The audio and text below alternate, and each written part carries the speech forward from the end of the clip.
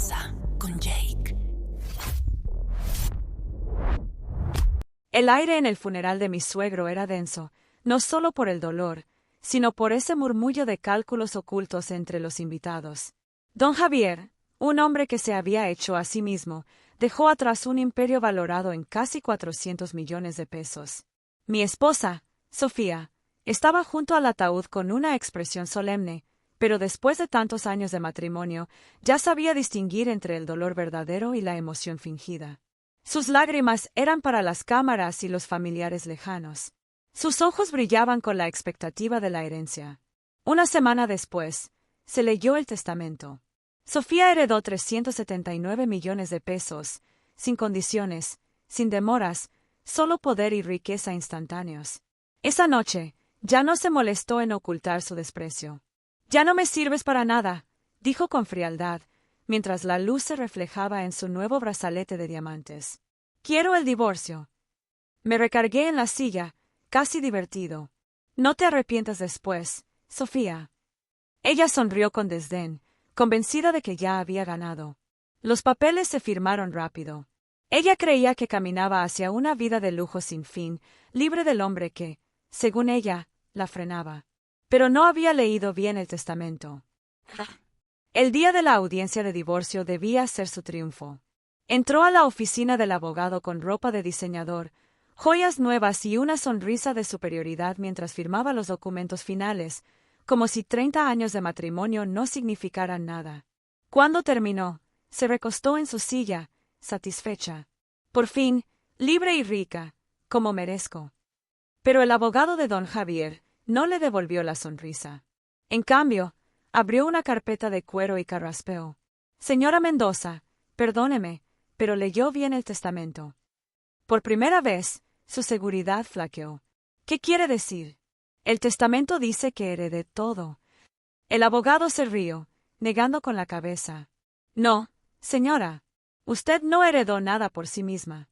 Usted y su esposo fueron nombrados beneficiarios conjuntos.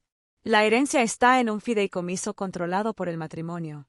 Al divorciarse, perdió su parte por completo». El color se le fue del rostro. «Eso no es posible». El abogado deslizó la carpeta hacia ella, señalando una cláusula resaltada en tinta roja. Su padre quería asegurar que su fortuna permaneciera en la familia. Aquí dice claramente que, si el matrimonio se disuelve, el control del fideicomiso pasa íntegramente a su yerno. Ella jadeó, aferrándose al borde de la mesa. Sus diamantes y su vestido de diseñador de repente parecían accesorios de una mala obra de teatro. Los ojos del abogado brillaban con diversión. «Así que, como ve, el señor Mendoza no se queda con nada. Usted sí». A la mañana siguiente, mi teléfono no paró de sonar. Sofía había recurrido a las redes sociales. Publicaciones cuidadosamente elaboradas para presentarse como la víctima.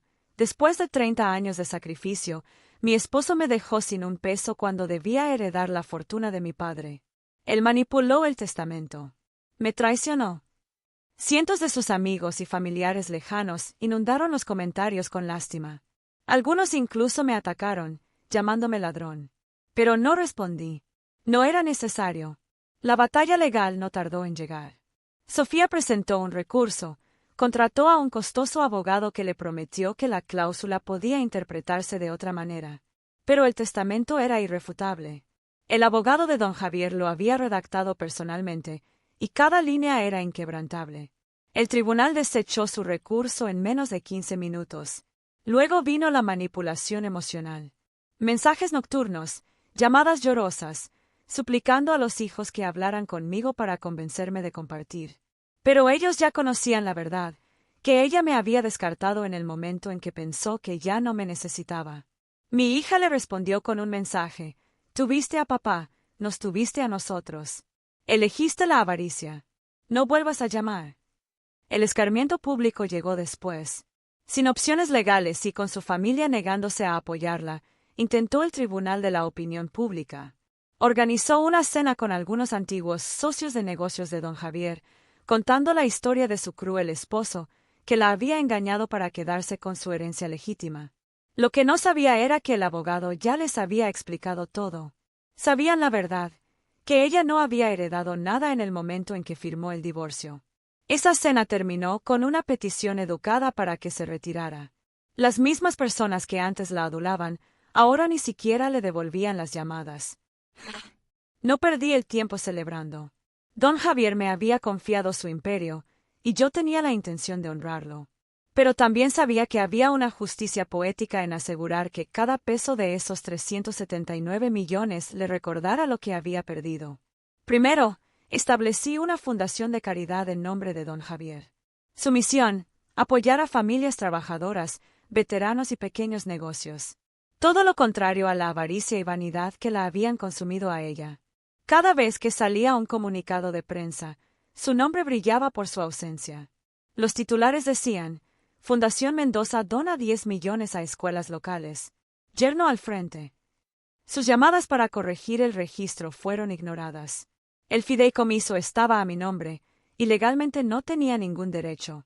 Intentó aferrarse a sus antiguos círculos, el club de campo, las galas de caridad, los almuerzos caros.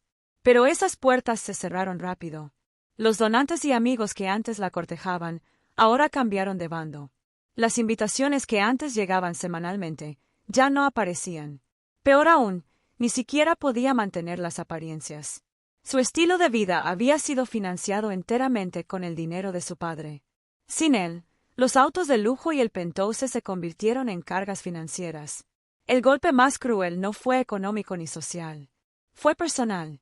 Los hijos, que antes la admiraban, ahora veían su avaricia con claridad. Mi hijo le dijo sin rodeos: Papá trabajó por todo lo que tiene. Tú intentaste deshacerte de él en el momento en que creíste que no lo necesitabas. No nos vuelvas a llamar. Escuchar eso de su hijo, a quien creía que siempre estaría de su lado, la dejó vacía. La gala de caridad era la más importante del año, celebrada en el mismo gran salón de hotel donde, durante décadas, don Javier había festejado sus éxitos con la comunidad. Este año, la Fundación Mendoza era la patrocinadora principal, y yo, no mi ex esposa, estaba sentado en la mesa principal. Las lámparas de cristal brillaban sobre nuestras cabezas, las cámaras destellaban y los reporteros se agrupaban cerca de la entrada. Todos los que eran alguien en los negocios y la política estaban allí. A mitad de la velada, la vi. Sofía, vestida con un traje del año pasado, se coló sola, sin amigos que la acompañaran, sin invitación en la mano. No estaba en la lista de invitados, pero pensó que podría colarse pasando desapercibida. Por un momento, sus ojos se dirigieron hacia el escenario, donde me preparaba para hablar. Se quedó paralizada cuando se dio cuenta de que toda la noche, los carteles, los folletos y las diapositivas en la pantalla gigante llevaban mi nombre, no el suyo. Cuando subí al escenario, comencé con un mensaje de gratitud. Esta fundación existe gracias a la visión de mi difunto suegro. Su legado nunca se trató del dinero. Se trataba de la responsabilidad, hacia la familia, hacia la comunidad, hacia quienes trabajan duro y se sacrifican por los demás. Hice una pausa, dejando que mi mirada barrera al público. Luego me incliné hacia el micrófono. Por eso su testamento fue escrito con tanto cuidado, no para la avaricia, no para la vanidad, sino para proteger lo que más importaba. Desde el rabillo del ojo, la vi tensarse.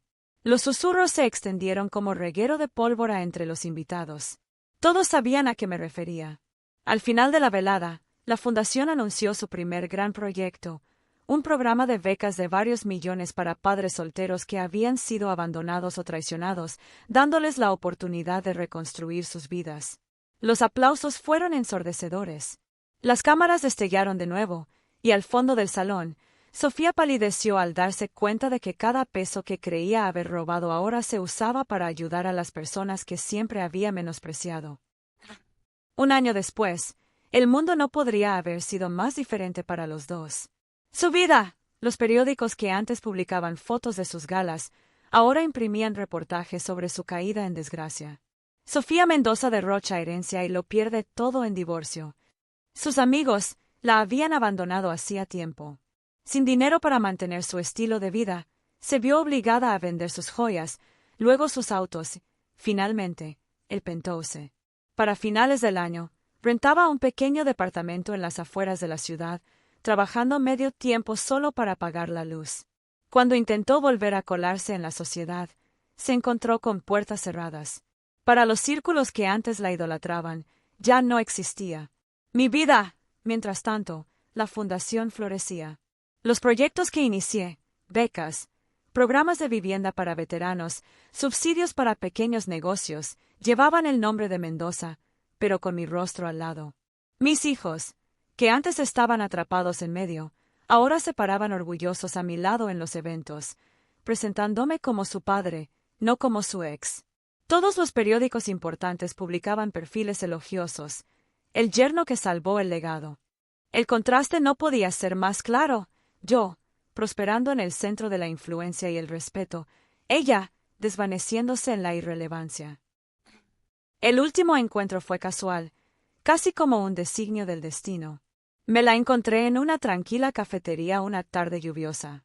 Se veía más pequeña, más vieja, su cabello, antes perfecto, ahora recogido en una coleta descuidada, un abrigo de segunda mano sobre sus hombros. Por un momento, sus ojos brillaron, esperanza, desesperación, tal vez incluso el impulso de suplicar. Pero yo solo le di un cortés asentimiento y seguí caminando, sin detenerme, porque la verdad era innegable. Ella una vez me dijo, «Ya no me sirves para nada». Pero al final, fue ella quien se volvió inútil para todos, y esa fue la venganza más poética de todas. ¿Estuvo esta venganza completamente justificada? Cuéntanos qué opinas de esta historia en los comentarios. Dale me gusta si crees que esta historia está justificada. Compártela con alguien que necesite esta energía y suscríbete para más historias impactantes de traición y justicia. Porque aquí, cada mentira tiene su ajuste de cuentas y cada traición encuentra su sombra. Mantente alerta, mantente fuerte y no te pierdas los próximos relatos.